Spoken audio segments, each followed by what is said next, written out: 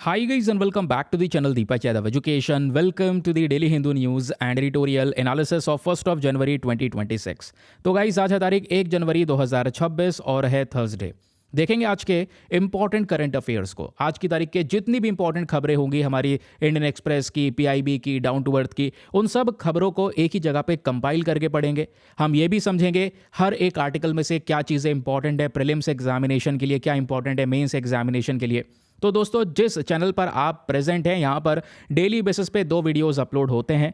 एक early morning में, जैसे आप जो वीडियो देख पा रहे हैं ये आपको रोजाना सुबह 6 बजे मिल जाया करेगा, जिसको आप अपने रूटीन में ऐड कर सकते हैं, जहां पर अर्ली मॉर्निंग में आपके इंपॉर्टेंट करंट अफेयर्स कवर हो जाएंगे। और फिर उसके बाद 8 बजे रोजाना एक लाइव क्लास यूट्यूब पर अवेलेबल होती है, वो द हिंदू एनालिसिस की, जहां पे हम द हिंदू की सभी इंपॉर्टेंट खबरों को, editorial, text and context, science and tech, everything, जो भी चीज़ें हैं सब कुछ यहां पर विस्तार से कवर करते हैं। तो करंट अफेयर्स के लिए परेशान होने की ज़रूरत नहीं है, मैक्सिमम चीज़ें आपकी इस चैनल से कवर हो जाएंगी। इस चीज़ का रिकॉर्ड हमने पहले सेट किया हुआ है। लास्ट 3 ईयर के प्रीलिम्स के एग्जामिनेशन के एनालिसिस मैंने किए हुए हैं और यहाँ पर आपको बता रखे हैं कि कितने कितने क्वेश्चन कहाँ कहाँ से पूछे गए हैं, कौन कौन से वीडियो मैंने आपको पढ़ाए हैं। करना क्या है, आपको कंसिस्टेंटली किसी एक जगह पे फोकस करके पढ़ते चलना है और केवल पढ़ते नहीं चलना है, आपको रिवाइज भी करना है। रिवीजन का भी जुगाड़ मैं आपको बनाकर देता हूं, पिछले 3 महीनों से तो बनाकर दे रहा हूं। रिवीजन पॉइंटर्स प्रोवाइड करवा रहा हूं, जिसको आप मल्टीपल टाइम रिवाइज कर सकते हैं और एग्जामिनेशन में अच्छी तरीके से फोड़ सकते हैं। क्योंकि नई नई चीज़ें सब पढ़ रहे हैं भाई। आपका अलग क्या करोगे, आप अलग वो करोगे जब आप चीज़ों को रिवाइज कर पाओगे। नई नई चीज़ें पढ़ने में मज़ा आता है, सबको आता है, मुझे भी आता है। लेकिन वहीं पर अगर एक ही चीज़ को 10 बार रिवाइज करने को कह दो तो आफत आने लगती है। और वही दोस्तों रास्ता है अपने सक्सेस पाने का, क्योंकि एक चीज़ आप कई बार रिवाइज कर लोगे, आपके माइंड में वो फंसा रहेगा, आपके माइंड को बार बार याद आता रहेगा। और एग्जामिनेशन में जब बैठते हो ना, पता नहीं यहाँ पर आपने अभी एक बार भी एग्जामिनेशन दिया है नहीं दिया है, बैठते हो तो ऑटोमेटिक माइंड काम करता है कि भाई क्वेश्चन देखते ही पता चल जाता है कि हमने इतनी बार पढ़ा था इसको, इसका ये आंसर होगा। एक फीलिंग अंदर से आती है, जागनी शुरू होती है। लेकिन वो तभी आती है जब आपने एक चीज़ को 3-4 बार देखा हुआ है, क्योंकि आपको बहुत कुछ पढ़कर जाना है। हम ऐसे एग्जाम के लिए प्रिपेयर कर रहे हैं, यूपीएससी के लिए प्रिपेयर कर रहे हैं, जहां पर कुछ भी उठाकर पूछ लिया जाता है। समझे? तो रिविजन इज वेरी इंपॉर्टेंट। समझे? जो मैं आपको करवाता हूं वीकली बेसिस पे करवाता हूं। फिर उसके बाद दोस्तों, क्योंकि फिर से एक नए साल की शुरुआत हो रही है 1 जनवरी 2026, और ये साल अपना जो बर्बाद नहीं करने देना है। किसी भी हाल में कुछ भी हो जाए, ये साल बर्बाद नहीं होने देना है। और मैं गॉड से यही प्रे करूंगा कि आपके जो भी गोल्स हों, जो भी यहाँ पर आपने गोल सेट करा हो, जो भी ड्रीम सेट किया हो, वो आपको सब कुछ मिले। लेकिन हर चीज़ ऐसे ही नहीं मिल जाती है दोस्त, उसके लिए आपको मेहनत करनी पड़ेगी और निरंतर मेहनत करनी पड़ेगी। आप एक बार एग्जाम क्लियर भी कर जाओगे, उसके बावजूद भी आपको कुछ ना कुछ काम करना जरूर से पड़ेगा। समझ रहे हैं? तो इस चीज को ठान लो कि वर्क करना आपकी हैबिट होनी चाहिए। ये नहीं कि जैसे आज के समय पर क्या होता है ना, जो बहुत सारे एस्पिरेंट है जिनसे मैं मिलता भी हूं, जो मेरे को पर्सनली कांटेक्ट भी करते हैं, बातचीत होती है कि सर मेरा मोटिवेशन खत्म हो जाता है कुछ दिनों में। आप एक बहुत लंबे एग्जाम के लिए प्रिपेयर कर रहे हो, यूपीएससी के लिए आपको 1.5 साल की प्रिपरेशन चाहिए स्टार्टिंग से। ऐसे हार स्टार्टिंग में ही मान जाओगे तो आगे क्या होगा? और ये सब पता है किसकी वजह से होता है? जब आप बहुत ज़्यादा डिपेंडेंट हो जाते हो एक मोटिवेशन के ऊपर। कहोगे मोटिवेशन तो अच्छी चीज़ है यार, मोटिवेशन ही तो जगाती है, मोटिवेशन के माध्यम से ही तुम आगे बढ़ पा रहे हैं। मोटिवेशन अच्छी चीज़ है, लेकिन इससे भी अच्छी चीज़ एक है, वो क्या है? कंसिस्टेंसी। और कंसिस्टेंसी के साथ साथ एक और बहुत खूबसूरत सी चीज़ है, वो है डिसिप्लिन।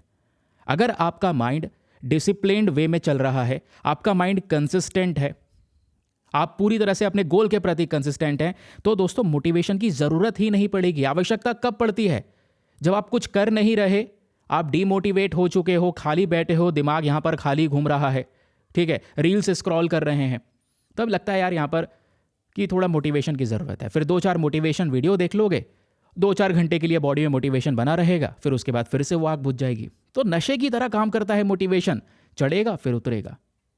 तो जरूरत क्या है यहां पर इस चीज को पकड़ने की अगर जरूरत है तो वो पकड़ो डिसिप्लिन को, वो पकड़ो कंसिस्टेंसी को, कि भाई मुझे मोटिवेशन की जरूरत नहीं है, मैंने गोल सेट किया है, मुझे इस बार का प्रीलिम्स निकालना है और प्रीलिम्स निकालने के लिए मुझे अपने 7 से 8 घंटे देने हैं एक पर्टिकुलर डे के अंदर में पढ़ने के लिए। तो चाहे कुछ भी क्यों ना हो जाए, मैं 7 से 8 घंटे दूंगा या 7 से 8 घंटे दूंगी।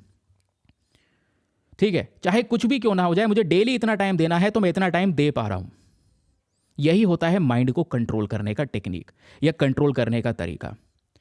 आपको एक्चुअली फॉर्म में बताऊं, देखो जैसे मैं लेक्चर रिकॉर्ड कर रहा हूं, क्लासेस ले रहा हूं, यूट्यूब पे संडे की सब लोग छुट्टी करते हैं, लेकिन हम डेली बेसिस पे लेक्चर लेते हैं पूरे साल। मतलब लास्ट अगर आप 3 इयर्स में देखोगे तो 900 दिनों या 1000 दिनों का भी आप पूरा पिछला टारगेट देखो, 1000 के 1000 दिनों में मैंने ऐसा एक भी दिन ना होगा कि पढ़ा ना हो, लेक्चर्स ना रिकॉर्ड करे हो। मेरा काम है ये करना, मुझे इंटरेस्ट आता है, मेरी हैबिट बन चुकी है, मोटिवेशन की ज़रूरत नहीं पड़ती। कभी मैं बीमार भी पड़ा होता हूं तो भले ही देर से उठता हूं लेकिन काम करता हूं अपना।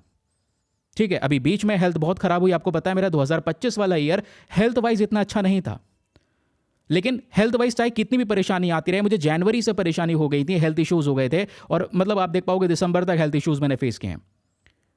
अभी मतलब चीज़ें चल रही हैं, लेकिन होता क्या है, आप अपने आप को कंसिस्टेंट रखोगे, आपको पता है कि भाई मुझे डेली उठना है, काम करना है, लगातार आपने बढ़ना है, आगे चलते रहना है, चाहे कुछ भी हो जाए, तो आपको कोई चीज़ रोक नहीं पाएगी। आपका माइंड भी आपको रोकने में मतलब कोई कोशिश भी नहीं करेगा, क्योंकि आपने माइंड को अपने कंट्रोल कर लिया है, आप उसको समझ चुके हो, आप उसको चला रहे हो, माइंड आपको नहीं चला रहा है। आप क्या कोशिश कर रहे हो कि भाई मुझे काम करना है, आज दिमाग कह रहा है कि मत पढ़ना, सबसे पहले उठो और अपना यही काम पूरा करो। 1 बार, 2 बार, 3 बार, 4 बार, इस तरीके से दोस्तों माइंड बार बार आपको ना डिस्ट्रैक्शन की तरफ ढकेलने की कोशिश करता है, या हम सभी को ढकेलने की कोशिश करता है। लेकिन जितनी बार दोस्तों हम माइंड की ना सुन के अपने काम पर लगे रहेंगे, उतना ही ज़्यादा आपका विल पावर स्ट्रांग होगा, जिसको बोलते हैं मन को नियंत्रण करना, मन को काबू में करना। और वो एक बार सीख गए तो समझो लाइफ आपके हिसाब से चलेगी। आपको जो करना है वो आप करोगे, आपको जो बनना है आप वो बनकर दिखाओगे। अभी लाइफ में यही है कि आपका ड्रीम और आपके बीच में एक चीज़ आ जाती है, वो है डिस्ट्रैक्शन, और उस डिस्ट्रैक्शन की तरफ हम खिंच जाते हैं। रीज़न क्या है? हमारा दिमाग, क्योंकि दिमाग वो उस डिस्ट्रैक्शन को पसंद कर रहा है। दिमाग कोई बोरिंग चीज़ नहीं कर पा रहा, दिमाग वो ढूंढ रहा है जिससे जल्दी से डोपामिन मिल जाए, जिससे जल्दी से हमको प्लेजर मिल जाए। तो इसके लिए रील्स को स्क्रॉल करना, उटपटांग सी चीज़ों में लगे रहना, बैठे बैठे हमने तमाम टाइम वेस्ट कर दिया। ठीक है, और इससे क्या हुआ? एट द लास्ट आप जब पूरा दिन खत्म कर चुके तो दिन में लास्ट में आपको गिल्ट महसूस हो रहा है, यार मैंने पूरा दिन बर्बाद कर दिया। कहोगे नहीं, अगले दिन से फिर से करना शुरू करेंगे, अगले दिन से वापस से प्लानिंग पे उतरेंगे। फिर ये दिमाग कहता है, फिर अगले दिन फिर सुबह हुई और फिर लग गए उसी काम में, फिर लग गए यहाँ पर रील्स को स्क्रॉल करने में, तमाम टाइम वेस्ट करने में। और फिर क्या है, अगले दिन करेंगे। और ये करने से क्या हो रहा है? दिमाग कमज़ोर हो रहा है। आपका जो दिमाग है ना, ये विल पावर जो है ये कमज़ोर हो रही है। दिमाग खुद सोच रहा है कि भाई ये इंसान सब मेरी बातें मान रहा है, ठीक है, इसको वैल्यू करना आता ही नहीं है, अपने हिसाब से चलाओ जैसे चलाना है। तो वो आप दिमाग के अकॉर्डिंग चल रहे होते हैं। फिर अगले दिन फिर उठोगे, फिर डिस्ट्रैक्शन की तरफ खिंच जाओगे कि अरे यार 2 घंटे बाद पढ़ लेंगे, 3 घंटे बाद पढ़ लेंगे, पूरा दिन पढ़ा है, और धीरे धीरे करके फिर से शाम हो जाएगी, फिर से रात हो जाएगी। तो इसका अल्टीमेट सोल्यूशन क्या है? सोल्यूशन यह है कि अगर वो गलत दिशा में लेकर जा रहा है, अपना दिमाग लेकर जा रहा है, तो उसको घुमाकर लेकर आओ। शुरू में थोड़ी तकलीफ होगी, सबको कष्ट होता है, शुरू में परेशानी बहुत होती है, कंट्रोल करना मुश्किल है, लेकिन 10 दिन, 15 दिन, 20 दिन और 30-40 दिन यहां पर करने के बाद में फिर वो डिस्ट्रैक्शन की तरफ भागेगा ही नहीं, क्योंकि आपने उसको कंट्रोल कर लिया है। जैसा कहोगे वैसा वो कर रहा है। ठीक है, ये आप लोगों के लिए बहुत ही ज़्यादा ज़रूरी है, क्योंकि मेरे पास में ऐसे तमाम आप देख पाओगे इतने सारे क्वेरीज वगैरह आती हैं, सर मोटिवेशन नहीं मिल पाता है, कैसे लें। ज़रूरत नहीं है उस चीज़ की, काम करते रहो, नियंत्रण करते रहो। और आज इसका जो ये कोटेशन है ना, ये मार्टिन लूथर किंग का यहाँ पे कोटेशन है, ये भी इसी चीज़ को लेकर है। If you can't fly then run. उड़ नहीं सकते तो दौड़ो दोस्त। अगर दौड़ नहीं सकते चल तो सकते हो, चल नहीं सकते धीरे धीरे चलो, लेकिन जो भी कर रहे हो उसको करते रहो। जो गोल डिसाइड किया है उसके प्रति आप निरंतर बढ़ते रहो। कभी भी ये अपने अंदर फीलिंग मत लाना कि मैं ये नहीं कर पाऊंगा, ये बहुत बुरी फीलिंग होती है। आप हमेशा सोचो ये बहुत आसान काम है, वो कर पा रहा है तो मैं आराम से कर लूंगा, मेरे पास में तो और भी बहुत सारी सुविधा है बाकी सारे लोग के कंपैरिजन में, मैं कैसे पीछे रह सकता हूं, ये पीछे ही रह सकती हूं। समझे? आपको तो और मोटिवेटेड रहना है। बहुत सारी रिस्पॉन्सिबिलिटीज़ आपके ऊपर है, मैं समझता हूँ जितने मेरे साथ एस्पिरेंट जुड़े हुए हैं, बहुत सारी रिस्पॉन्सिबिलिटीज़ हम सभी को ऊपर है। उस चीज़ को समझो और इस चीज़ को समझते हुए आगे बढ़ो, ठीक है, और आगे निरंतर बढ़ते रहो। रुकावटें बहुत सारी आएंगी, तकलीफ़ें बहुत होंगी, परेशानियाँ बहुत होंगी, दुख भी आएगा, रोना भी होगा, लेकिन उसके बाद दोस्तों यहाँ पर सब कुछ अच्छा भी होगा। तो जब भी आपको लगे ना कि आज बहुत बुरा सा दिन जा रहा है, ये डिमोटिवेशन सा हो रहा है, लाइफ में उतार चढ़ाव आता रहता है, किसी दिन आप बहुत खुश भी होंगे, किसी दिन आप बहुत दुख भी होंगे, लेकिन खुश भी तो हो ना, दुखी भी हो तो खुश भी हो। हर चीज़ लाइफ में आ रही है और ये लाइफ का पार्ट है, ध्यान में रखिएगा। ये पार्ट है, इसको लेकर अपने आप को ज़्यादा डिप्रेस्ड मत कर लेना कि भाई ये क्या प्रॉब्लम आ गई लाइफ में। सब ठीक हो जाता है कुछ समय बाद, ठीक है। तो अपने आप को ज़्यादा डिप्रेस्ड करने की ज़रूरत नहीं है, अपने आप को पॉजिटिव रखने की ज़रूरत है, अपने बारे में अच्छा सोचने की ज़रूरत है, अपने परिवार के बारे में, माता पिता के बारे में, सबके बारे में अच्छा सोचने की ज़रूरत है, ठीक है। और जैसा सोचते रहोगे, होता है ना, जैसा हम सोचते हैं, हमेशा सोचते हैं, वैसा हो जाता है। अच्छा सोचते रहोगे, अपना अच्छा काम करते रहोगे, डिस्ट्रैक्शन से बच चुके हो, गोल के प्रति निरंतर काम कर रहे हो, फैमिली को सपोर्ट कर रहे हो, माँ बाप खुश, लाइफ में कुछ अचीव किया, आप भी खुश एट द लास्ट, ठीक। चलिए आगे आते हैं। तो आज बहुत सारी बातें हो गई। वैसे जनरली आप देख पाओगे ज़्यादा मोटिवेशन हम लोग अपने क्लासेस में लेते नहीं है, लेकिन क्योंकि साल की शुरुआत है तो मैं चाहता हूँ वो आग जगे आपके अंदर में। अब ये जो मोटिवेशन कह रहे हैं ना, ये भी मैंने मोटिवेशन ही आपको दिया है ताकि आप थोड़ा सा उठो, सीखो इन सब चीज़ों को। लेकिन मैंने यहाँ पर मोटिवेशन पे जोर ना दे के मैंने डिसिप्लिन और कंसिस्टेंसी पे जोर दिया है, क्योंकि ये मोटिवेशन मैं हो सकता है कल ना दूं, परसों ना दूं, तरसों ना दूं। मैं आपके साथ में आज हूं, कल ना हूं, लेकिन आपको तो काम करना है ना, तो वो कंसिस्टेंसी और डिसिप्लिन से ही आएगा मेरे दोस्त। चलिए, तो ये है आज का हमारा सबसे पहला आर्टिकल। ये आर्टिकल खासकर हमारा जीएस पेपर नंबर 1 हिस्ट्री के पॉइंट ऑफ व्यू से, आर्ट एंड कल्चर के पॉइंट ऑफ व्यू से इंपॉर्टेंट है। यहाँ पे हम बात कर रहे हैं नरसापुरम लेस क्राफ्ट के बारे में। एक कला है, आप इसको कह सकते हैं, और ये कला आंध्र प्रदेश स्टेट से बिलोंग करती है, जो अभी के समय पर खबरों में बनी हुई है, ठीक है। यहाँ पर आप देखो खबरों में क्यों है, इसके पीछे का रीज़न आपको ये फोटो में दिखाई देगा। हाल ही में क्या हुआ, प्रधानमंत्री नरेंद्र मोदी जी एक मन की बात का जो ब्रॉडकास्ट है, इस इवेंट को होस्ट करते हैं, और इस इवेंट के दौरान ही यहाँ पे इस जो क्राफ्ट है जिसका नाम है नरसापुरम लेस क्राफ्ट, इस क्राफ्ट की यहाँ पर ये चर्चा करते हैं। और इस क्राफ्ट को, इस कला को जो लोग यहाँ पर फॉलो कर रहे हैं, इस ट्रेडिशन को आगे लेकर चल रहे हैं, उनको यहाँ पे अप्रिशिएट भी करते हैं। जिस वजह से अचानक नरसापुरम लेस क्राफ्ट की चर्चाएं होने लगी सब जगह, तमाम आर्टिकल्स ही आर्टिकल्स पब्लिश होने लगे, पीआईबी में, ऑल इंडिया रेडियो में, सब जगह पे छपने लगा। अब पता है एग्जाम के लिए इंपॉर्टेंट क्यों है? एग्जाम के लिए इसलिए इंपॉर्टेंट है क्योंकि नरसापुरम लेस क्राफ्ट को ऑलरेडी जीआई टैग दिया जा चुका है, जीआई टैग के कवरेज में है, इस वजह से काम का है। आइए मैं आपको समझाता हूं इसके बारे में, क्योंकि आज से कुछ दिनों पहले ये देखिए द हिंदू में आर्टिकल कवर हुआ था कि Narsapur crochet lace craft gets GI tag, क्योंकि इसको जीआई टैग भी मिल चुका है। तो 2 स्ट्रॉन्ग रीजन है जिसकी वजह से एग्जाम में पढ़ के जाना होगा। ये लेस क्राफ्ट है क्या? इसमें क्या होता है, जो थ्रेड्स होते हैं, धागे होते हैं, उसका इस्तेमाल करके हम कुछ इस प्रकार से, जो आपके सामने ये दिखाई पड़ रहा है, कुछ इस प्रकार से कढ़ाई बुनाई करके टेबल क्लॉथ बनाते हैं। टेबल पे बिछाने वाला जो क्लॉथ है, या फिर जो चटाई वगैरह होती है सुंदर सी छोटी छोटी बैठने के लिए, वो सब यहाँ पर बनाई जाती है।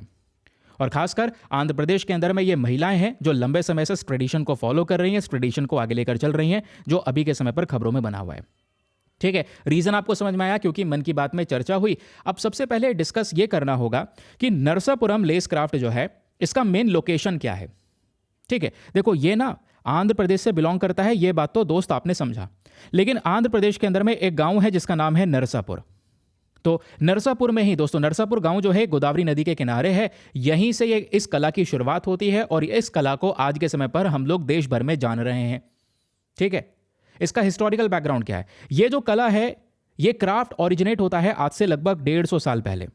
वहाँ की जो महिलाएं हैं, जो स्पेशली फार्मिंग कम्युनिटीज से बिलोंग करती थी, खेती बाड़ी करती थी, उनको एक ऑल्टरनेटिव, एक दूसरा और भी कह सकते हैं सहारा चाहिए था इनकम को अर्न करने का।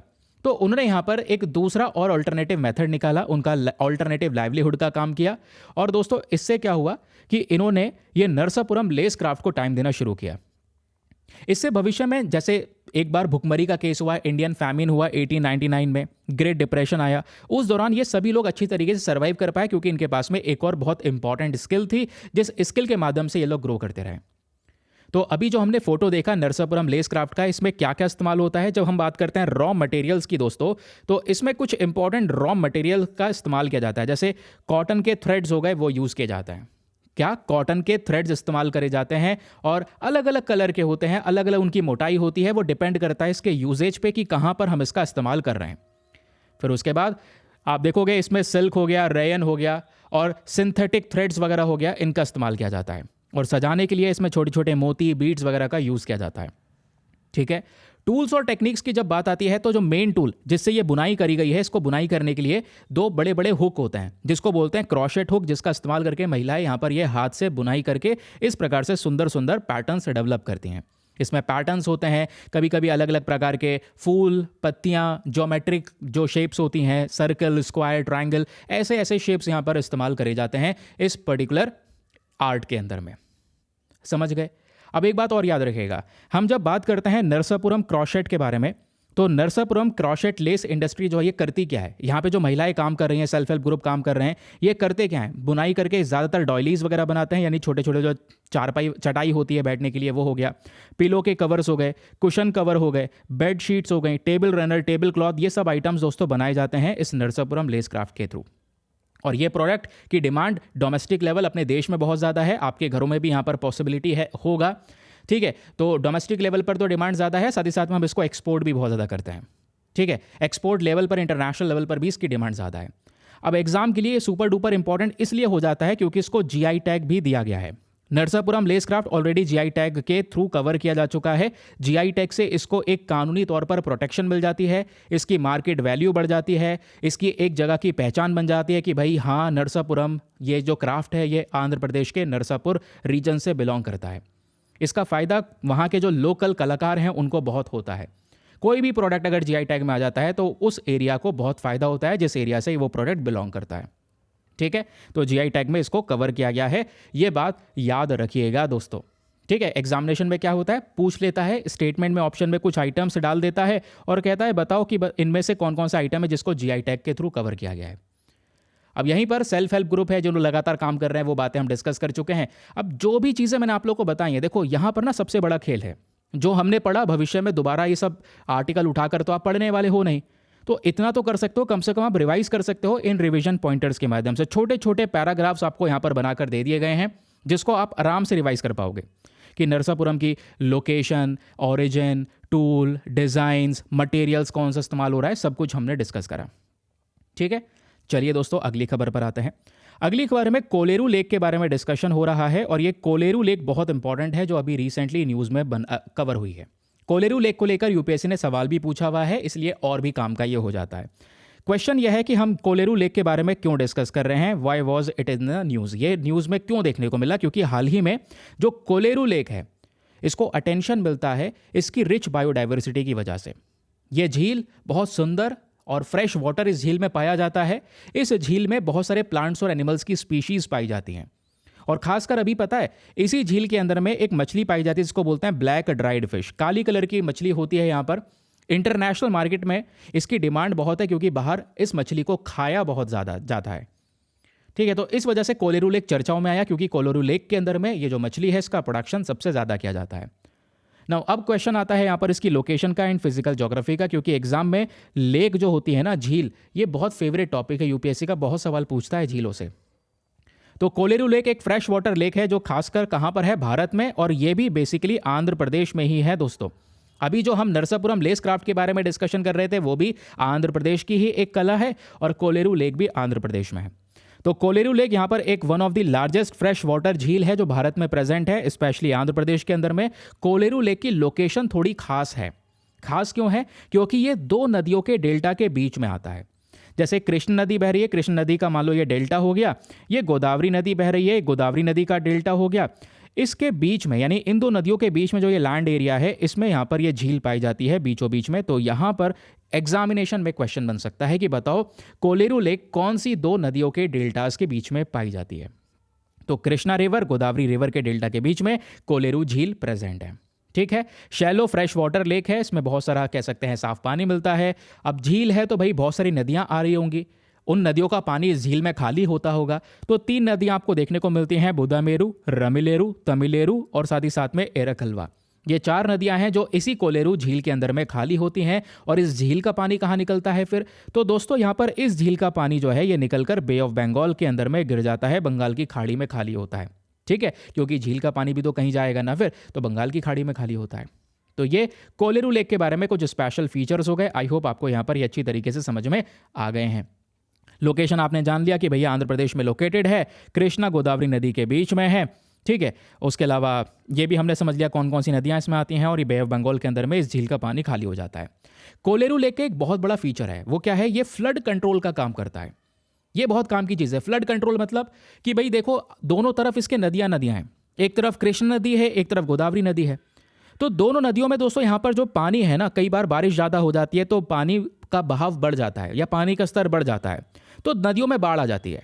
तो जब बाढ़ आ जाती है तो पानी जो है वो काफ़ी सारा पानी ये झील अपने अंदर एब्जॉर्ब कर लेती है, ये पानी झील के अंदर में चला जाता है। तो एक्सेस वाटर जो है इसको एब्जॉर्ब करने की क्षमता इस झील में है, और जब ये झील भर जाती है तो इसका पानी बे ऑफ बंगाल में गिर जाता है। तो बाढ़ को कंट्रोल करने के लिए भी यहाँ पर ये कोलेरू लेक जानी जाती है, इस वजह से ज़्यादा इंपॉर्टेंट है। ठीक है। कोलेरू लेक को दो और नाम से जाना जाता है, प्लीज़ इसके कुछ और दो नाम्स हैं उसके ध्यान रखिएगा। पहला यहाँ पर इसका नाम है पियरलेस फिशरमैन पैराडाइज और दूसरा है बर्ड हेवन। एग्जाम में फिशरमैन पैराडाइज या बर्ड हेवन करके पूछ ले कुछ तो बता देना कोलेरू लेक के बारे में पूछ रहा है, वो हमने पढ़ा हुआ है इसके बारे में। ठीक है। अब दोस्तों इस झील को प्रोटेक्शन देने के लिए देखो खास बात क्या है, जैसे अभी हम नरसापुरम लेस क्राफ्ट के बारे में पढ़ रहे थे, उसको जीआई टैग दिया गया है, वो इसके बारे में खास बात थी। इस झील के बारे में खास बात यह है कि इस झील को भी रामसर कन्वेंशन में कवर किया गया है। रामसर कन्वेंशन में 2002 में वेटलैंड ऑफ इंटरनेशनल इंपॉर्टेंस का दर्जा दिया गया है।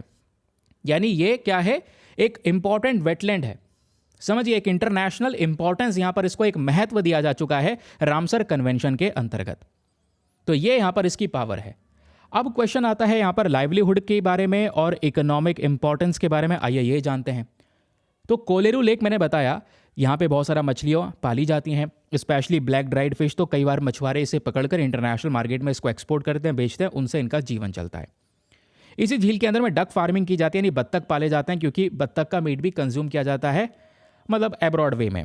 फिर यहाँ पर पैडी कल्टीवेशन यानी चावल वगैरह की खेती भी इस पर्टिकुलर झील में की जाती है। तो ये हो गया झील का इंपॉर्टेंस, ब्लैक ड्राइड फिश के बारे में डिस्कशन कर लिया। जो भी बातें दोस्तों यहाँ पर भविष्य में आपको रिवाइज करनी है, इन रिविजन पॉइंटर्स के माध्यम से आप रिवाइज कर सकते हैं कि भाई इसका लोकेशन हम लोगों ने पढ़ा, किस प्रकार की झील है, क्या रोल है, इनफ्लो आउटफ्लो, बायोडाइवर्सिटी स्टेटस, सब कुछ हम लोगों ने यहाँ पर कवर किया। ये रिवाइज करने के लिए आपको इन फ्यूचर में रिविजन पॉइंटर्स दिए गए हैं। ठीक है, चलिए अगली इंपॉर्टेंट खबर पर आते हैं। अगली खबर हमारी जीएस पेपर नंबर 3 इकोनॉमी के पॉइंट ऑफ व्यू से ज़्यादा इंपॉर्टेंट रोल प्ले करने वाली है। खबर यहाँ पर यह है ship building financial assistance scheme. देखो यहाँ पर दो स्कीम के बारे में बात हो रही है, एक है ship building financial assistance scheme और दूसरी है शिप बिल्डिंग डेवलपमेंट स्कीम। तो दोनों स्कीम को फंड करने की बात की गई है, इसको मजबूत करने की बात की गई है, ताकि भारत के अंदर में शिप बिल्डिंग को मजबूत किया जाए। शिप बिल्डिंग मतलब भारत में ज़्यादा से ज़्यादा हम जहाज़ बना सकें, क्योंकि इंडिया में ज़्यादातर जो ट्रेड है, चाहे आप वॉल्यूम बेसिस पे बात कर लें, चाहे हम वैल्यू के आधार पे बात कर लें, तो ज़्यादातर ट्रेड समुद्र के माध्यम से होता है। तो हमारे पास में ज़्यादा से ज़्यादा जहाज़ होने चाहिए, शिप्स होने चाहिए, जिससे हम ज़्यादा एक्सपोर्ट इंपोर्ट कर सके, भारत का लॉजिस्टिक्स बढ़ सके, मजबूत हो सके। इसके लिए हमारे पास दो स्कीम है, दो स्कीम को मजबूत करने के लिए यहाँ पर यह आर्टिकल छपा हुआ है। हुआ क्या है एक्चुअली में, न्यूज़ आपके सामने है कि हाल ही में ministry of port shipping and waterways ने भारत के शिप बिल्डिंग इकोसिस्टम को मजबूत करने के लिए इन दोनों स्कीम को फाइनेंशियली सपोर्ट करने के लिए कहा है कि भाई इन दोनों स्कीमों को पैसों का सपोर्ट मिलना चाहिए, जिससे भारत के अंदर में ज़्यादा से ज़्यादा जहाज़ बनाए जा सकेंगे और ज़्यादा से ज़्यादा उनसे एक्सपोर्ट इंपोर्ट किया जा सकेगा। तो आइए दोनों स्कीम को तोड़ कर पढ़ेंगे। पहली स्कीम यहां पर यह है ship building financial assistance scheme. इस पर्टिकुलर स्कीम का मेन ऑब्जेक्टिव है भारत के जहाज़ों को दुनिया भर में पहुंचाना, कॉस्ट डिसएडवांटेज को यहां पर रिड्यूस करना, ग्लोबली बेसिस पे हम लोग एक कंपटीशन क्रिएट करें, हेल्दी कंपटीशन, कि भारत के पास में भी ढेर सारे जहाज़ हैं। और इस स्कीम के तहत यहां पर क्या हमारा मेन पर्पस है, फाइनेंशियल सपोर्ट प्रोवाइड करवाना। हर एक जहाज़ के लिए यहां पर पैसों का सपोर्ट दिया जाएगा, डायरेक्ट फाइनेंशियल सपोर्ट यहां पर प्रोवाइड करवाया जाएगा। हाँ, तो इसमें फाइनेंशियल सपोर्ट यानी डायरेक्ट पैसों का सपोर्ट देने की बात की गई। जैसे हर एक वेसल के लिए जो 15% से लेकर 25% तक अमाउंट है, इतना सपोर्ट देना चाहिए।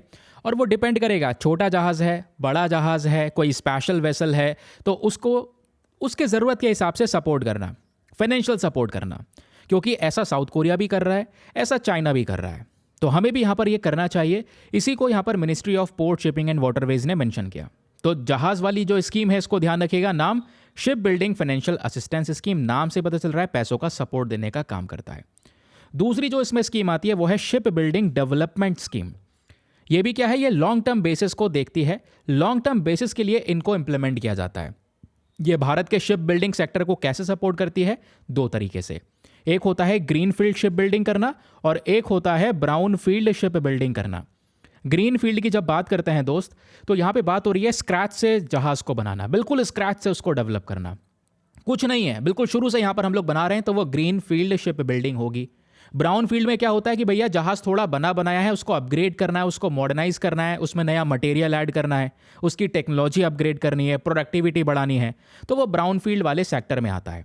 तो इस पर्टिकुलर इनिशिएटिव को कवर करने के लिए कौन सी स्कीम है हमारे पास में? Ship building development scheme. दोनों की दोनों स्कीम का पर्पस एक ही है कि भारत में ज़्यादा से ज़्यादा शिप्स अवेलेबल होनी चाहिए, जिससे हम लोग ज़्यादा से ज़्यादा ट्रेड कर पाएँ, मार्केट में, इंटरनेशनल मार्केट में शिप्स को प्रोवाइड करवा पाएँ। और इसमें हम लोग क्योंकि खुद से बना रहे हैं, तो मेक इन इंडिया इनिशिएटिव को प्रमोट होता हुआ देखेंगे, आत्मनिर्भर भारत प्रमोट होगा, मैरीटाइम इंडिया विजन 2030 प्रमोट होगा, सर्कुलर इकोनॉमी, ब्लू इकोनॉमी, ये सब चीज़ें यहाँ पर प्रमोट हो रही होंगी। अब एग्जामिनेशन के लिए आपको रिवाइज करना है, तो ये रिवीजन पॉइंटर्स आपको दिए गए हैं। इन दोनों स्कीम्स के बारे में ध्यान रखिएगा कि कितना कितना सपोर्ट देने की बात की जा रही है और इन स्कीम्स का अल्टीमेट पर्पस क्या है। चलिए अगली इंपॉर्टेंट खबर, यहां पे डिस्कशन हो रहा है आईएनएस वगशीर के बारे में, जो प्रोजेक्ट 75 के तहत एक स्कॉर्पियन क्लास की सबमरीन है। ध्यान में रखिएगा, प्रोजेक्ट 75 के तहत, प्रोजेक्ट 75 में भारत 6 सबमरीन बना रहा है और ये जो 6 सबमरीन है ये हमारी इंडियन नेवी को सौंपी गई हैं। इनमें से जो आखिरी सबमरीन है उसका नाम है आईएनएस वगशीर। ये न्यूज़ में क्यों है और हम इसको क्यों डिस्कस कर रहे हैं? रीज़न उसके पीछे यह है कि हाल ही में प्रेसिडेंट ऑफ इंडिया, भारत की राष्ट्रपति ने, द्रौपदी मुर्मू जी ने रिसेंटली इसको विजिट किया है, आईएनएस वगशीर को विजिट किया है, जिस वजह से आईएनएस वगशीर अभी के समय पर न्यूज़ में बना हुआ है। तो एग्जाम में ना सीधा सीधा सवाल पूछ लेगा कि बताओ कौन से प्रोजेक्ट के तहत आईएनएस वगशीर को बनाया गया? प्रोजेक्ट 75। किस प्रकार का या किस कैटेगरी का सबमरीन है? स्कॉर्पियन सबमरीन है। ये कौन सी क्लास को बिलोंग करता है? तो कलवरी क्लास को बिलोंग करता है। याद रखिएगा, ये बहुत इंपॉर्टेंट है, कलवरी क्लास को बिलोंग करता है। प्रोजेक्ट 75 के तहत जो एक कलवरी क्लास है, इस कलवरी क्लास में 6 सबमरीन आती हैं। कलवरी पहली सबमरीन है, क्योंकि जो पहली सबमरीन होती है उसी पे ही नाम रख दिया जाता है, तो आईएनएस कलवरी। ध्यान रखिए, मैं आपको कह रहा था ना कि प्रोजेक्ट 75 के तहत हम लोगों ने 6 सबमरीन बनाई हैं अपनी नेवी के लिए। उन 6 की 6 सबमरीन के नाम पता होनी चाहिए। पहला नाम है आईएनएस कलवरी, दूसरी है आईएनएस खंदेरी, दूसरी है आईएनएस करंज, चौथी है आईएनएस वेला, पांचवी है INS Vagir and the last one जिसके बारे में डिस्कशन हम कर रहे हैं वो है आईएनएस वगशीर। तो आईएनएस वगशीर हमारी आखिरी छठी सबमरीन है प्रोजेक्ट 75 के अंतर्गत आने वाली। ये एक स्कॉर्पियन सबमरीन प्रोग्राम के तहत बनाई गई है, कलवरी क्लास को बिलोंग करती है। क्लास पूछ लेगा, कलवरी क्लास। स्कॉर्पियन मतलब किस प्रकार की सबमरीन है? तो स्कॉर्पियन सबमरीन है। स्कॉर्पियन सबमरीन्स में ये कौन सी कैटेगरी है? कन्वेंशनल कैटेगरी, क्योंकि पनडुब्बियां 2 प्रकार की होती हैं दोस्त, पढ़ा होगा आपने, मैंने कई बार बताया हुआ है। एक होती है कन्वेंशनल सबमरीन और एक होती है यहाँ पे nuclear powered submarine. Nuclear powered submarine जो होती है लंबे समय तक पानी में रुक सकती है। कन्वेंशनल सबमरीन जो होती है, ध्यान में रखिएगा, कन्वेंशनल सबमरीन जो होती है उसमें प्रॉब्लम यह है कि वो डीजल्स के बेसिस पे चलती हैं। तो डीजल से चलती हैं तो भाई इसमें बहुत ही ज़्यादा समय लग जाता है। तो जब ये डीजल से चलती हैं तो दोस्तों उसको बार बार ऊपर आना पड़ता है, पानी के बाहर आना पड़ता है, क्योंकि सबमरीन है क्या? पनडुब्बी जो पानी के अंदर चल रही है, तो उसको बार बार पानी से बाहर आना पड़ता है अपने बैटरी को रिचार्ज करने के लिए, क्योंकि डीजल से चलने वाली सबमरीन है। न्यूक्लियर पावर वाली सबमरीन लंबे समय तक, महीनों महीनों तक पानी के अंदर रह सकती है, जो ऑब्वियसली बढ़िया होती है। ठीक है, तो ध्यान में रखिएगा, ये स्कॉर्पियन क्लास की सबमरीन है। एडवांस एकॉस्टिक साइलेंस टेक्निक लगा रखा है, लो रेडिएशन नॉइस लेवल इसके अंदर में लगा रखा है, ये अटैक्स वगैरह भी कर सकती हैं। तो अभी हम लोगों ने प्रोजेक्ट 75 के तहत 6 सबमरीन्स बनाकर नेवी को सौंपी हैं। 6 सबमरीन्स में सबसे पहले है कलवरी, फिर है खंदेरी, फिर है करंज, फिर वेला, फिर वगीर एंड देन वगशीर। ठीक है, क्लियर हो गया? चलिए, वगशीर के बारे में बस इतना ही पूछ लेगा, कुछ भी पूछ लेगा तो आपके पास में डिटेल इनफ है भाई, यहीं से आंसर निकाल दोगे, यहीं से आप उत्तर दे पाओगे। ठीक है, एक बात और याद रखिएगा, ये वगशीर का मतलब क्या होता है? वगशीर का मतलब होता है एक सैंड फिश, एक मछली है, प्रीडेटर है, जो समुद्र की गहराइयों में पाई जाती है, वहीं से ये नाम इस्तेमाल किया गया है। और ये नाम इस्तेमाल किया गया है इसके लिए भी, किसके लिए? हमारे इस सबमरीन के लिए। ठीक है, कभी भी रिवाइज करना हो, रिवीजन पॉइंटर आपके साथ में हमेशा रहेंगे। आईएनएस बख्शीर क्या है, कौन सी क्लास को बिलोंग करता है, ये टाइप कौन सा है, कन्वेंशनल डीजल इलेक्ट्रिक सबमरीन है, किसने बनाया है, Mazagon dock ship builders limited Mumbai ने बनाया है। नेवल ग्रुप फ्रांस के साथ कोलैबोरेशन करने के बाद में दोस्तों ये जहाज बनाए गए हैं। यह बख्शीर का मतलब होता है सैंड फिश। इसका मेन पर्पस होगा इंडियन ओशन रीजन में इंडियन नेवी की शक्ति को बढ़ाना। ठीक, चलिए आगे आते हैं। अगला news article very very important. यहां पे बात हो रही है यूएन कन्वेंशन अगेंस्ट करप्शन के बारे में। देखो, कन्वेंशन क्या होता है, एक प्रकार का इंटरनेशनल अग्रीमेंट। इसमें दुनिया भर की कंट्री साथ में आती हैं। तो ये जो कन्वेंशन है यूनाइटेड नेशन का कन्वेंशन है। दुनिया भर की कंट्रीज साथ में आई हैं, यहां पर उन्होंने साइन किया है इसको, इसका पार्टिसिपेशन बनी है। लेकिन ये किस चीज़ के खिलाफ कन्वेंशन बनाया गया है, अगेंस्ट दी करप्शन, भ्रष्टाचार के खिलाफ दोस्तों यहां पर यह कन्वेंशन रेडी करा गया है, जिस वजह से अभी के समय पर इसके बारे में पढ़ना प्रीलिम्स के लिए बहुत इंपॉर्टेंट है। क्वेश्चन यह है कि हम इसको क्यों पढ़ रहे हैं, कारण क्या है। कारण यह है क्योंकि दोस्तों इस पर्टिकुलर इनिशिएटिव के अंदर जो ये United nation convention against corruption है ना, इसी के अंडर एक बॉडी आती है जिसको बोलते हैं कॉन्फ्रेंस ऑफ स्टेट पार्टीज। तो अभी रिसेंटली 11वीं कॉन्फ्रेंस ऑफ स्टेट पार्टी की मीटिंग हुई है। उस मीटिंग की वजह से यहां पर ये चर्चाओं में, क्योंकि उस मीटिंग में डिसाइड करा गया है ये सभी देश आपस में मिलकर इंटरनेशनली कोऑपरेट करके काम करेंगे, भ्रष्टाचार के खिलाफ एक लड़ाई लड़ेंगे। आज दुनिया में डिजिटल टेक्नोलॉजीज, आर्टिफिशियल इंटेलिजेंस का इस्तेमाल हो रहा है। आज अलग अलग कंट्रीज़ में अगर कोई भ्रष्टाचार होता है तो कंट्रीज़ कैसे एक दूसरे की हेल्प कर सकती हैं, कैसे साइबर सपोर्ट दे सकती हैं, फाइनेंशियल क्राइम को कैसे रोक सकती हैं, उसी को लेकर यहाँ पर एक इंटरनेशनल पूरी बैठक बैठी थी इसी कन्वेंशन के तहत, United nation convention against corruption, जिस वजह से ये न्यूज़ में है। एग्जाम के लिए क्या पढ़ना है, एग्जाम के लिए बस खाली छोटी छोटी टुच्ची सी बातें पढ़कर जाइएगा, प्रीलिम्स के लिए इंपॉर्टेंट है, और वो है यहाँ पर ये वाला इंपॉर्टेंट बॉडी, यह है United nation convention against corruption. इसके बारे में क्वेश्चन आप लोगों से बन सकता है, तो ध्यान में रखिएगा, क्योंकि ये इकलौती ऐसी बॉडी है वो जो इंटरनेशनल लेवल पर काम करती है, वो भी भ्रष्टाचार के खिलाफ, इकलौती बॉडी जिसमें दुनिया भर की कंट्रीज यहां पर अपना रिप्रेजेंटेशन देती हैं। और इस कन्वेंशन, इस अग्रीमेंट को अडॉप्ट किया गया था साल 2003 में यूनाइटेड नेशन जनरल असेंबली के माध्यम से। इसका जो प्लेस था यानी न्यूयॉर्क में इसको पूरी तरह से अडॉप्ट किया गया। 2005 से इस कन्वेंशन ने अपना काम करना शुरू कर दिया। इस कन्वेंशन के टोटल 140 ऐसे कंट्री हैं जिसने इसको साइन कर रखा है, और 192 कंट्रीज वो हैं जो इसका पार्टी है, इसका मेंबर है। इंडिया भी यहां पर इसमें एज अ पार्टी है इस कन्वेंशन के अंदर में, ध्यान रखिएगा एग्जामिनेशन में क्वेश्चन बन सकता है। तो पार्टी मतलब आप कह सकते हैं कि अभी रेटिफिकेशन के बाद हम लोग लीगली बाउंड होंगे। कुछ 140 कंट्री है जिन्होंने इसको साइन कर रखा है, पार्टीज में 192 मेंबर्स हैं जिसमें भारत भी है। ओके, क्लियर हो गया। इंडिया के लिए इंपॉर्टेंस क्या है कि भाई भारत के लिए भी ऑब्वियसली ये बहुत ज़रूरी बात है कि इंडिया में करप्शन ना हो, इंडिया में एंटी करप्शन इंस्टीट्यूशंस को मजबूती मिलेगी। बहुत सारे भगोड़े पैसा लेके भाग जाते हैं जिसको बोलते हैं फिजिटिव्स, इकोनॉमिकल फिजिटिव्स, जो पैसा लेके इंडिया से भाग गए दूसरे कंट्री में रह रहे हैं, उन देशों के साथ कोऑपरेट करके काम करना, इन करप्शन को रोकना, फाइनेंशियल क्राइम्स को रोकना। तो भारत यहां पर अपने मुद्दे को इस कन्वेंशन में उठा सकता है, यह भारत के लिए सबसे बड़ा इंपॉर्टेंस है। ठीक है, क्लियर हुआ। अब जो भी बातें हैं उसको आप रिवाइज कर सकते हैं थ्रू दीज रिविजन पॉइंटर्स कि यह यूएनसीएसी क्या है, इसमें कॉन्फ्रेंस ऑफ स्टेट पार्टीज क्या है, यूनाइटेड नेशन और ये कन्वेंशन अगेंस्ट दी करप्शन क्या है, इसमें कितने पार्टी सिग्नेटरीज हैं, कितनी इसकी पार्टीज हैं, इंडिया इसमें एज अ पार्टी है, ध्यान में रखिएगा। चलिए अगली इंपॉर्टेंट खबर and the very very important topic, जहां पे बात हो रही है नाइट्रेट के बारे में। यूपीएससी ने 2 बार यहां से सवाल पूछा हुआ है। एग्जैक्टली आप देख पाओगे कुछ दिनों पहले टाइम्स ऑफ इंडिया में ये खबर पब्लिश हुई थी कि ग्राउंड वाटर रिपोर्ट पता चलती है कुछ जगह पर ग्राउंड वाटर का एनालिसिस किया गया।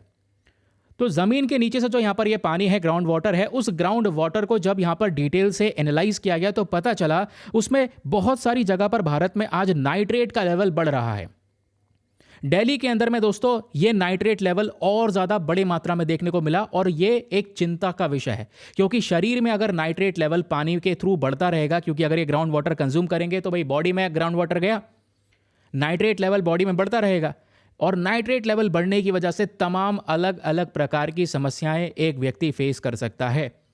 तो सेंट्रल ग्राउंड वाटर बोर्ड की साइड से भी एक रिपोर्ट सबमिट करी गई है जिसमें बताया गया है कि भाई नाइट्रेट लेवल जो है इंडिया में बहुत सारी जगह में एक लिमिट को क्रॉस कर चुका है। एक नाइट्रेट की परमिसेबल लिमिट जो थी कि भाई इतना होना चाहिए, इसको भी क्रॉस कर चुका है।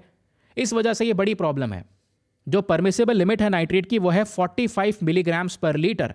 इससे भी ज़्यादा नाइट्रेट पाया गया है दिल्ली के बहुत सारे रीजन में, स्पेशली वहाँ के ग्राउंड वाटर में, जिस वजह से नाइट्रेट ये इंपॉर्टेंट हो जाता है एग्जामिनेशन के लिए।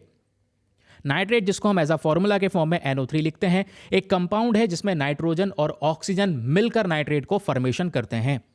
नेचुरली हमको ये हवा में, सॉइल में, मिट्टी में, सब जगह पर मिलेगा। नाइट्रोजन साइकिल का एक इंपॉर्टेंट हिस्सा है और इसी नाइट्रोजन का एक बहुत बड़ा महत्व देखने को मिलता है हमारे सभी जगह पे। फॉर एग्जांपल प्लांट्स के लिए, भाई जो प्लांट्स हैं, पेड़ पौधे हैं, इनको नाइट्रेट की ज़रूरत पड़ती है अपने आप को ग्रो करने के लिए। प्रोटीन सिंथेसिस के लिए यहाँ पर ये नाइट्रेट की रिक्वायरमेंट होती है। फिर एनिमल्स हो गए, ह्यूमंस हो गए, इनको भी बहुत सारे नाइट्रोजन कंपाउंड्स की ज़रूरत होती है नॉर्मल मेटाबॉलिज्म के लिए। ह्यूमन बॉडी भी यहाँ पर नाइट्रेट्स को प्रोड्यूस करती है, वो भी छोटी क्वांटिटी में, लेकिन एक परमिसेबल लिमिटेड दायरे में। लेकिन अगर वो लिमिट क्रॉस हुई दोस्तों, तब ये नाइट्रेट हमारे शरीर के लिए उल्टा काम करेगा, एकदम हार्मफुल हो जाएगा। सवाल यह है, अगर थोड़े मात्रा में नाइट्रेट शरीर में है इट्स ओके, लेकिन अगर वो लिमिट को क्रॉस कर गया देन इट्स टॉक्सिक। ये बन जाएगा हमारे लिए मृत्यु का कारण, ये बन जाएगा एक तरीके से हमारे लिए जहर। आज वैसे नाइट्रेट का बहुत जगह पर उपयोग भी किया जाता है, ये आपको पता होगा। कहाँ कहाँ पर? खेतों में, एग्रीकल्चर सेक्टर में इस्तेमाल करते हैं। एग्रीकल्चर सेक्टर में जब फसलें लगाई जाती हैं तो उसमें जो खाद छिड़का जाता है, जिसको बोलते हैं फर्टिलाइजर, यूरिया हो गया, अमोनियम नाइट्रेट हो गया, इन सभी चीज़ों में नाइट्रेट प्रेजेंट होता है जो फसलों की प्रोडक्शन को बढ़ाने में मदद करता है। तो भाई फसलों में भी इस्तेमाल हो रहा है नाइट्रेट, नाइट्रेट का एप्लीकेशन बहुत ज़्यादा है। फिर इंडस्ट्रीज़ में भी इस्तेमाल हो रहा है। जो फूड प्रिजर्वेशन होता है, खाने को लंबे समय तक सुरक्षित रखने के लिए एज अ प्रिजर्वेटिव नाइट्रेट का इस्तेमाल होता है। दवाइयों में इस्तेमाल होता है। एक्सप्लोसिव्स जो विस्फोटक वगैरह होते हैं उसमें भी नाइट्रेट का इस्तेमाल किया जाता है। लेकिन नाइट्रेट का एक्सेसिव यूज होना जाना, ज़्यादा यूज हो जाना दोस्तों, तब ये एक पॉल्यूशन क्रिएट करता है। फॉर एग्जाम्पल, अगर हम खेतों में एक हद से ज़्यादा नाइट्रेट इस्तेमाल करें, खेतों में पानी चला दें, तो वो पानी जब सब बहकर एक जगह समुद्र में, नदी में इकट्ठा होगा तो नाइट्रेट लेकर बहेगा और नाइट्रेट फिर उस नदी में इकट्ठा हो जाएगा, भर जाएगा। नाइट्रेट क्या काम करेगा? नदी के अंदर जो काई प्रेजेंट है, एल्गाई प्रेजेंट है, उसके लिए पोषण का काम करेगा। तो खेतों से बहता हुआ नाइट्रेट, इंडस्ट्री से बहता हुआ, क्योंकि फार्मास्यूटिकल इंडस्ट्री, तमाम इंडस्ट्री में इस्तेमाल हो रहा है, तो इंडस्ट्रियों से यहाँ पर यह नाइट्रेट बहता हुआ नदियों में इकट्ठा होगा और नदियों में जो काई है, जो एल्गाई है, उसको पोषण मिलता रहेगा और वो काई अपने आप को बढ़ाती रहेगी, अपना साइज एक्सपैंड करती रहेगी। एक समय ऐसा आएगा कि पूरे नदी को यहाँ पर वो काई पूरी तरह से ढक देती है और जहाँ पर ये काई इस तरीके से हावी हो जाए किसी नदी पे कि पूरे नदी के पानी को ढक दिया है, तो समस्या क्या आती है? उस नदी में ऑक्सीजन कट हो जाता है, सनलाइट का ब्लॉकेज हो जाता है, सनलाइट नीचे नहीं जा पा रही है, ऑक्सीजन नहीं मिल पा रही है, तो नीचे जो प्लांट्स और एनिमल्स प्रेजेंट हैं, एक्वेटिक प्लांट्स और एनिमल्स, वो तबाह हो जाते हैं, बर्बाद हो जाते हैं, खत्म हो जाते हैं। तो इस प्रोसेस को बोलते हैं यूट्रोफिकेशन। इसके पीछे भी जिम्मेदार नाइट्रेट होता है, ध्यान में रखिएगा, क्योंकि जो फर्टिलाइजर में नाइट्रेट इस्तेमाल हो रहा है, ये बहुत बड़ी प्रॉब्लम बनकर आता है। तो आज यही नाइट्रेट हमारे ज़मीन के नीचे पानी में भी लगातार बढ़ता चले जा रहा है ना? तो अभी क्या हो रहा है कि ये जो ग्राउंड वाटर में नाइट्रेट इंक्रीज हो रहा है, ये हमारे लिए सबसे बड़ी समस्या बन सकता है। क्यों? क्योंकि अगर शरीर के अंदर में नाइट्रेट का लेवल बढ़ जाए, एक्सेस वे में चले जाए, तो उसका हेल्थ इंपैक्ट क्या देखने पड़ेगा? सबसे पहले बच्चों पर असर दिखाई देगा। और बच्चों में एक बीमारी होती है जिसको बोलते हैं ब्लू बेबी सिंड्रोम। जब बच्चा जन्म लेता है तो कई बार वो नीला सा दिखाई देता है, उसकी बॉडी पूरी नीली सी होती है, ब्लूइश स्किन होती है। रीज़न क्या है? उसके बॉडी में ऑक्सीजन लेवल कम हो जाता है। क्यों? क्योंकि यहाँ पर उसके बॉडी में नाइट्रेट लेवल बढ़ गया। तो कई बार बहुत ज़्यादा पानी जो पी रहे हैं, ग्राउंड वाटर पी रहे हैं, उस ग्राउंड वाटर जिसमें नाइट्रेट प्रेजेंट है, इससे एक बीमारी हो सकती है जिसको बोलते हैं ब्लू बेबी सिंड्रोम। और ब्लू बेबी सिंड्रोम को साइंटिफिकली यहाँ पर जो उसका नाम है वो क्या है? मेथामोग्लोबिनीमिया। क्या बोलते हैं? मेथामोग्लोबिनीमिया। इससे क्या होता है? जो रेड ब्लड सेल्स हैं दोस्तों, इनकी क्षमताएं कम हो जाती हैं और बॉडी के अंदर में जो आरबीसीज होते हैं, रेड ब्लड सेल्स होते हैं, इनका काम क्या होता है? इनका काम होता है ऑक्सीजन को कैरी करना। और बॉडी में हर एक अंग तक ऑक्सीजन पहुंचना जरूरी है। जहां पे ऑक्सीजन नहीं पहुंचेगा वो अंग इतना दर्द करने लगेगा, वो दर्द बर्दाश्त से बाहर हो जाएगा। ठीक है? तो हर एक पूरे बॉडी पार्ट में ऑक्सीजन ले जाने का काम किसका है? इसी रेड ब्लड सेल का है। लेकिन ये आरबीसीज की क्षमता कम हो जाती है जब ये आरबीसीज नाइट्रेट के कांटेक्ट में आ जाता है। तो जो ब्लू बेबी सिंड्रोम के केसेस हैं, ये खासकर बच्चों में दिखाई देते हैं, स्पेशली वो बच्चे जिनकी उम्र 6 महीने से कम है, प्रेग्नेंट महिलाएं हैं, या कुछ यहाँ पर बुजुर्ग लोग हैं, उनमें जिनकी इम्यूनिटी बहुत कमज़ोर है, उनमें यहाँ पर ये ब्लू बेबी सिंड्रोम एक घातक समस्या बन सकता है। एनवायरमेंट के लिए नाइट्रेट कैसे खतरनाक है वो मैंने आपको बता ही दिया भैया, यूट्रोफिकेशन, जिसकी वजह से एनवायरमेंट डैमेज हो सकता है। और ग्राउंड वाटर में, यानी जो ज़मीन के नीचे पानी मिल रहा है, इसमें केवल नाइट्रेट ही नहीं बढ़ रहा है। नाइट्रेट के साथ साथ यहाँ पर ग्राउंड वाटर कंटेमिनेंट्स में हमारा फ्लोराइड भी है, आर्सेनिक है, यूरेनियम है, सैलिनिटी लेवल है, ये सब चीज़ें इंक्रीज हो रही हैं जो हमारे ग्राउंड वाटर को रिस्क में डाल रही हैं, एक इंसान को रिस्क में डाल रही हैं। अब जो भी समस्या थी, जो इशू था, वो मैंने डिस्कस किया। एग्जामिनेशन के लिए ये सारे के सारे क्विक रिवीजन पॉइंटर्स आपको दिए गए हैं। भविष्य में कभी भी रिवाइज करना हो तो आप इन पॉइंट्स के जरिए इस आर्टिकल को रिवाइज कर सकते हैं। अब देखिए, यहीं पर है यूपीएससी का साल 2019 का एक बहुत ही सुंदर सा इंपॉर्टेंट सा क्वेश्चन। क्वेश्चन क्या है? 3 स्टेटमेंट्स दिए गए हैं, बताना है तीनों में से कौन कौन सा स्टेटमेंट सही है। पहला स्टेटमेंट कहता है जो एग्रीकल्चरल सॉइल्स होती हैं, जो हमारी खेतों में मिट्टी पाई जाती है, वो नाइट्रोजन ऑक्साइड को रिलीज करती है एनवायरमेंट में। दूसरा स्टेटमेंट कहता है जो कैटल हैं, जो गाय भैंस हमको देखने को मिलती हैं, ये अमोनिया रिलीज करती हैं एनवायरमेंट में। तीसरा कहता है जो पोल्ट्री इंडस्ट्री होती है, ये रिएक्टिव नाइट्रोजन कंपाउंड्स को रिलीज करती है एनवायरमेंट में। ठीक है, अब तो तीनों स्टेटमेंट देते हुए यहां पर पूछा गया है तीनों में से कौन कौन सा स्टेटमेंट सही है। इसका सही उत्तर है ऑप्शन नंबर डी, तीनों के तीनों स्टेटमेंट सही हैं। क्योंकि अभी तो हमने पढ़ा भाई, एग्रीकल्चरल मिट्टी से जो खेतों में मिट्टी इस्तेमाल हो रही है उसमें नाइट्रेट बढ़ जाता है। रीजन यह है फर्टिलाइजर की वजह से नाइट्रेट बढ़ जाता है। कैटल अमोनिया रिलीज करता है, पोल्ट्री इंडस्ट्री से भी नाइट्रेट कंपाउंड्स रिलीज होते हैं। तो तीनों के तीनों स्टेटमेंट्स यहां पर बिल्कुल करेक्ट हैं। फिर वैसे ही दोस्तों 2013 में यूपीएससी ने एक और क्वेश्चन पूछा। क्वेश्चन क्या है? Which of the following can be found as a pollutants in the drinking water in some parts of India. Bharat के कुछ जगहों पे, कुछ हिस्सों में बताओ इनमें से कौन कौन से वो एलिमेंट्स हैं जो पानी को प्रदूषित कर रहे हैं, पानी को गंदा कर रहे हैं।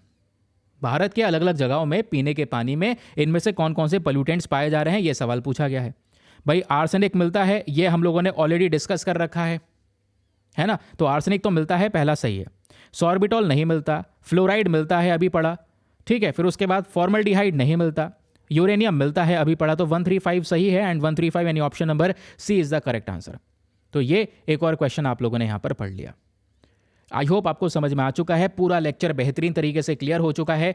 लेक्चर कैसा लगा, अपना जो फीडबैक वगैरह है ज़रूर से मेंशन कीजिएगा नीचे कमेंट सेक्शन के अंदर में, कि भाई डेली बेसिस पे आपको ये सेशन मिलता है मॉर्निंग में 6 बजे।